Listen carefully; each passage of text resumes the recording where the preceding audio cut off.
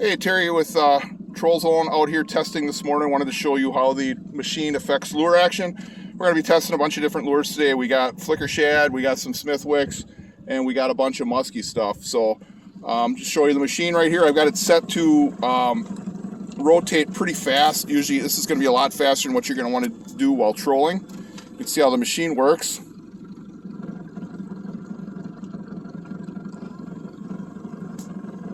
And then the lure I've got on right now is a Smithwick. And you can see how the machine affects the lure action. We're trolling about 1.8 miles an hour right now. It speeds the lure up, pauses it, drops it back. When it drops it back, the lure is going to rise in the water. When it speeds it up, the lure is going to dive because it's a crankbait. It's a floating crank. So it dives down about a foot in the swing, comes back up, and then it drops back.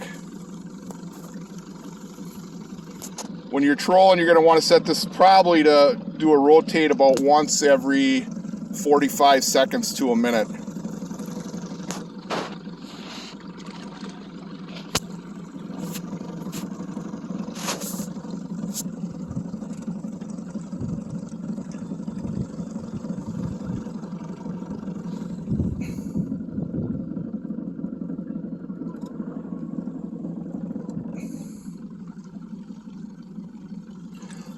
Also, if you're going to be out fishing, you're probably going to have planer boards pulling these off to the side.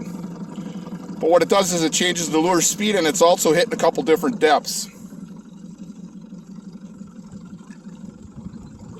Next, we're going to try a flicker shad. So now we got a little flicker shad on, size 7, trolling at 1.8 miles an hour. You can see how that lure darts, speeds up, and it dives, and then on the return, floats back to the top, kind of dies in the water.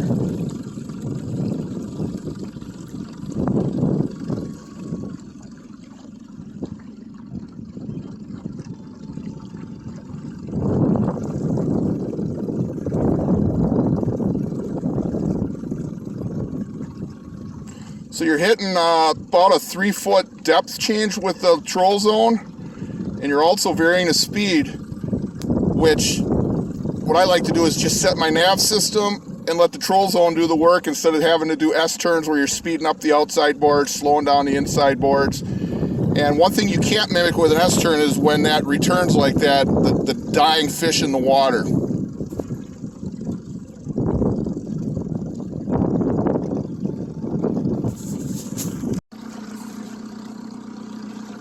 Now we're testing a musky lure. I got a Selmo on there.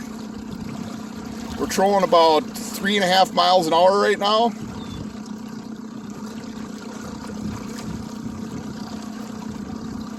You can see how the lure's rising and falling with the swing. Speeds up on a forward stroke, I pause it. Then the return stroke, it kind of dives in the water, and that's where I've had most of my hits is when it dives in the water like that.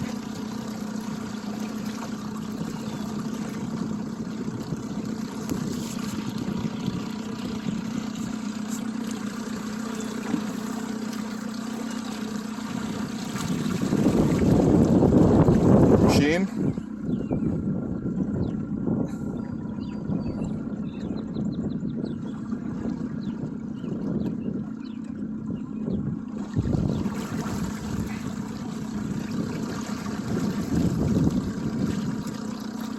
And then here's our new control box.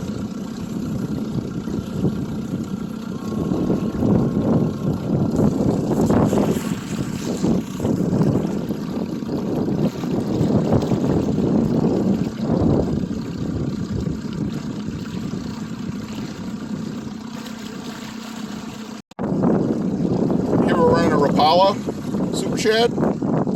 Got my weight kind of high in the water, that's what's drifting, but you can see how it changes the action.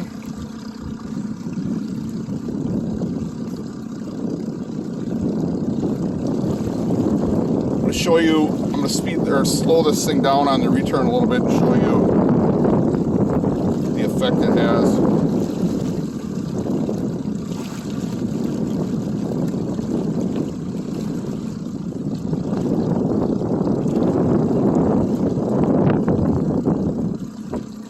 a slow return.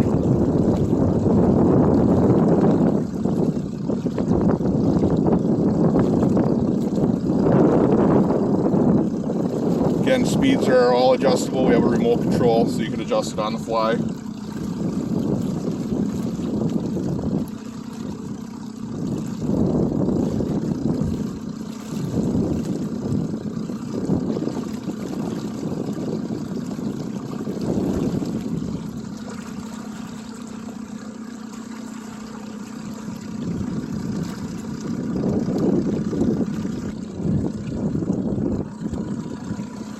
Now we got a different musky lure. This is a 10-inch stick bait.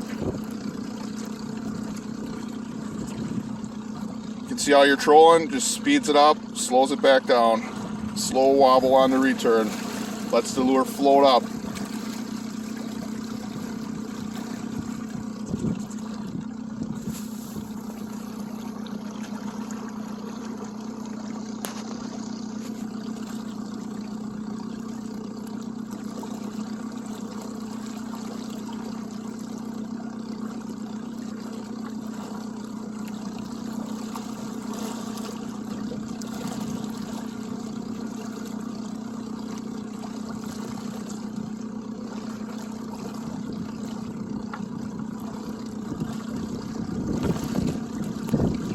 Next, we're gonna troll a bucktail, trolling bucktail. So now we have a Muskie Mayhem trolling girl on there. It's a little bit harder to show you. It runs deeper. Actually got it set probably too low.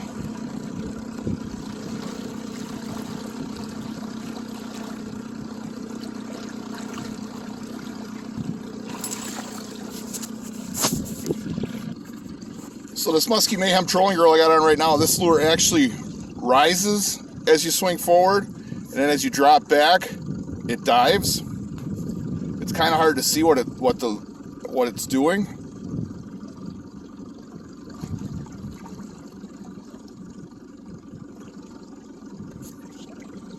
I'm going to slow the return down on this with a bucktail like this. You're going to want a slower return.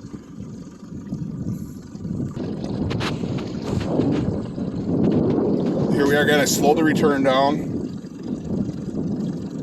You can see it just sink as it goes back. It just kind of sinks back down to where it wants to run.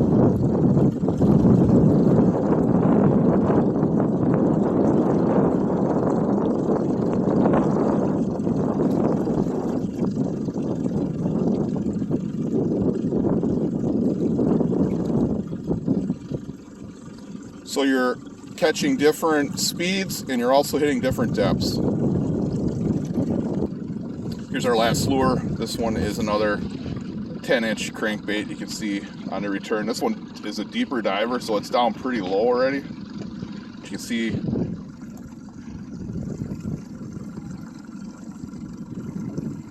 I've got the slow return set up right now. I'll switch it to a fast return here in a second.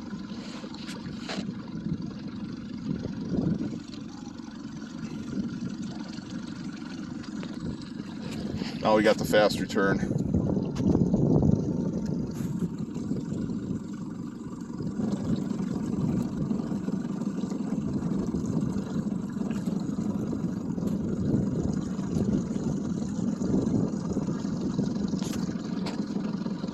That's it for today, folks. Have a great Mother's Day. We're getting a little more boat traffic out here, so we're gonna have to quit for the day. Thank you.